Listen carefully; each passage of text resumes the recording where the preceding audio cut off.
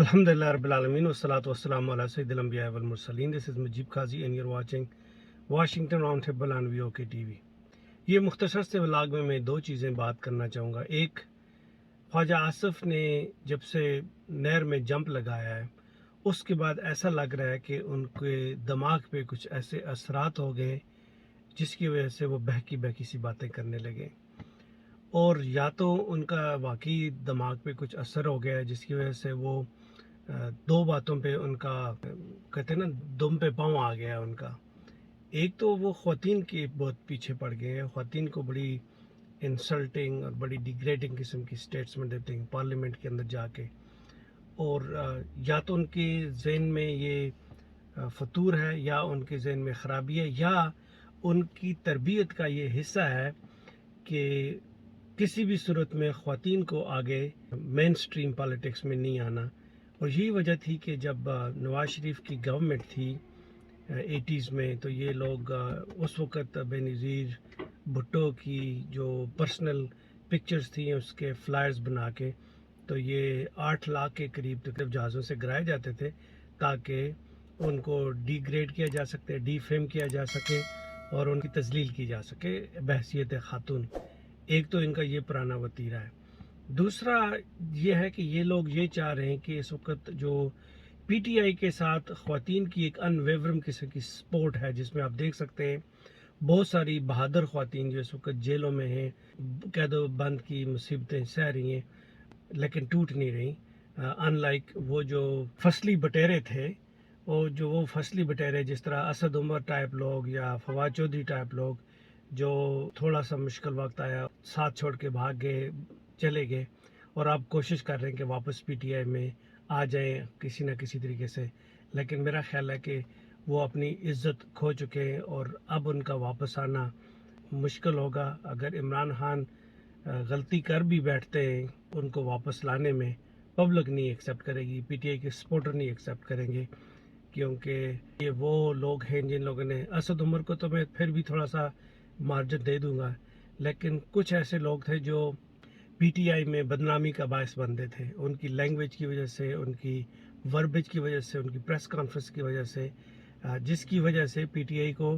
ایک یہ بھی طرح دیا جاتا تھا کہ یہ لوگ بدتمیز ہیں، یہ لوگ رسپیکٹ نہیں کرتے، ان لوگوں کے اندر مورالٹی نہیں ہے. اور اس کی بڑی وجہ یہ تھی کہ ہر پارٹی میں کچھ نہ کچھ لوگ ایسے ہوتے ہیں جن کی لینگویج تھوڑی سی ایسی ہوتی ہے کہ جو دوسرے لوگوں کے لیے بڑی تکلیف دہ ہوتی ہے. ان میں سے فواد چودھری ایک تھے، چوہان وہ جو تھے، فردوس عاشق اعوان، یہ وہ لوگ تھے جو پی ٹی آئی کے لیے بڑی بدنامی کا بیسیکلی دیور سپوکس مین لیکن بدنامی تھے. اور پھر کسی حد تک شہباز گل بھی اس وقت بڑے مطلب بلو دا بیلٹ بات کر جاتے تھے، جس کی وجہ سے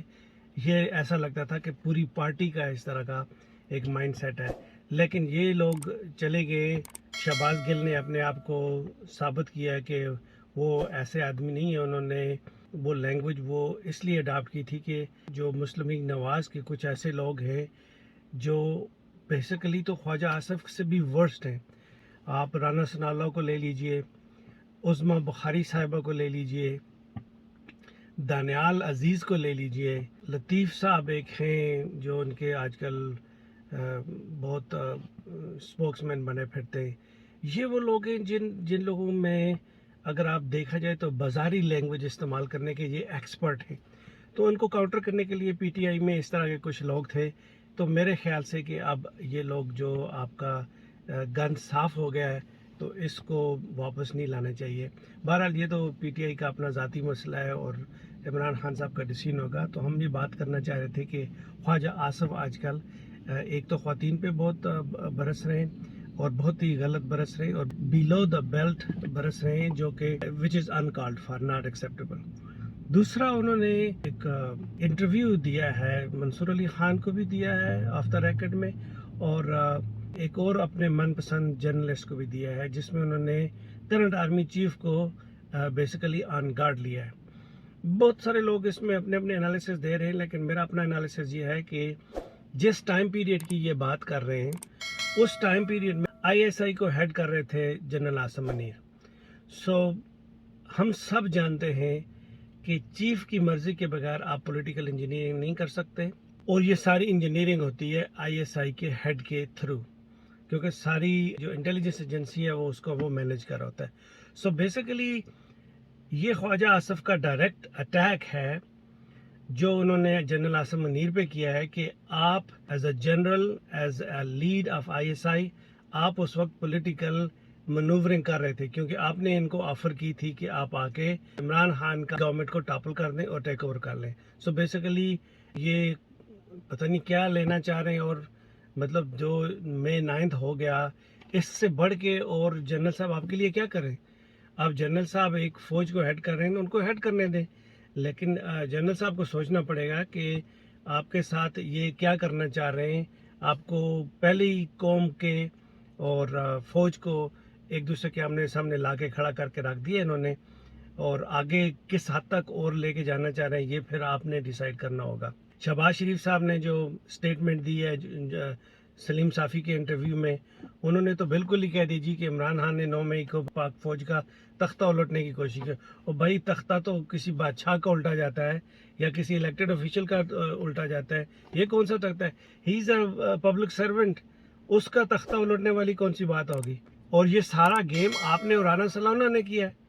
اور یہ ساری دنیا، کوئی بھی بچہ بھی اس چیز کو نہیں مان رہا. یہ سارا کام آپ نے خود کیا ہے، اور کرنے کے بعد کیونکہ آپ باقی سارے 200 کیسز جتنے بھی عمران خان پہ آپ نے بنائے ان میں سے تو آپ فیل ہو گئے، کچھ کر نہیں سک رہے. تو اب آپ یہ مئی 9 کے پیچھے آپ نے چھپ کے وار کرنا ہے. تو یہ یاد رکھیے، ابھی تو آپ شاید وار کر بیٹھے، لیکن یہ آپ کی جو انلیگل لیجسلیشن ہے نا، this can come back and haunt you.